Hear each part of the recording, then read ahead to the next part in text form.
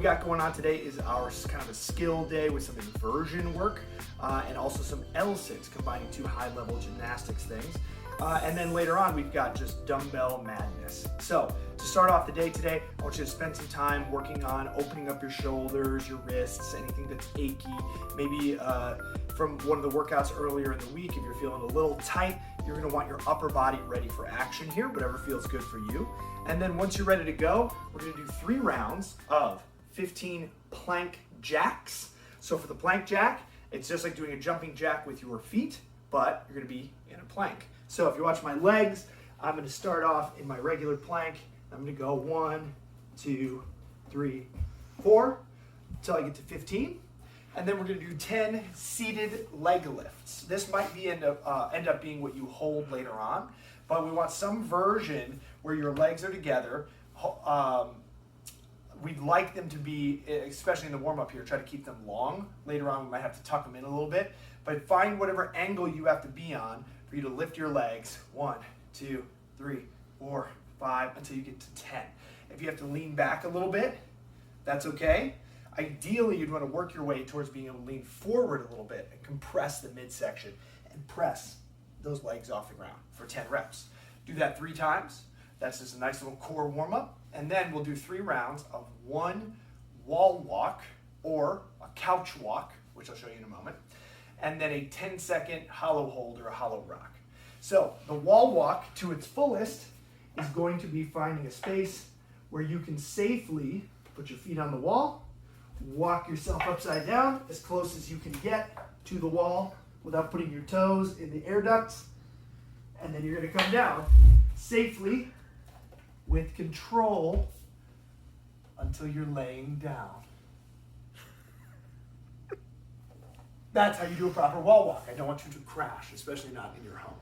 If you're not comfortable with the wall walk, or that's not happening in your home, you can do a couch walk. And all that's gonna be is putting my feet on the couch and walk my hands in until my butt is as high as I can get it. So I'm gonna start here, hands in, head through the window, hands back out, okay? After that 1 wall walk or couch walk, you're gonna hold a hollow rock position, hollow hold, anything like that for 10 seconds. Do that 3 times, just so we're ready to go upside down and the core is ready for part 1. Part 1 is going to be alternating every other minute on the minute. So that means on 1 minute, you're gonna do move A, and on the other next minute, you're gonna do move B. The next minute, you go back to A. The next minute, you go back to B. We're gonna do that for 10 minutes, which means you're gonna touch on each thing 5 times, okay? The A movement is your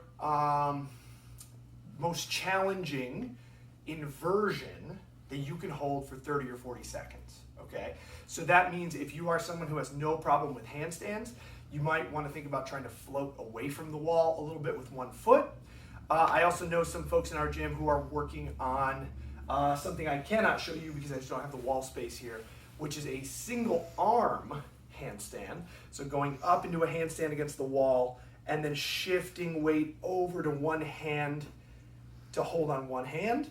You can also just be working on your down dog so that your head is through the window, you're inverted, you can do the couch, whatever works for you in your home, but we want a 30-ish second challenging inversion. That'll give you 30-ish seconds to come down, shake it out. You'll be on the floor, and we're gonna go for our most challenging set of an L-sit for 15 to 30 seconds. So that means you might be just doing your leg lift.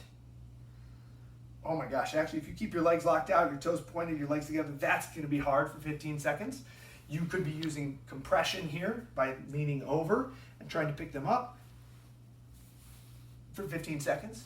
A couple videos ago, I showed how you can prop yourself on 2 chairs and tuck your knees in. Hold that for 15 to 30 seconds.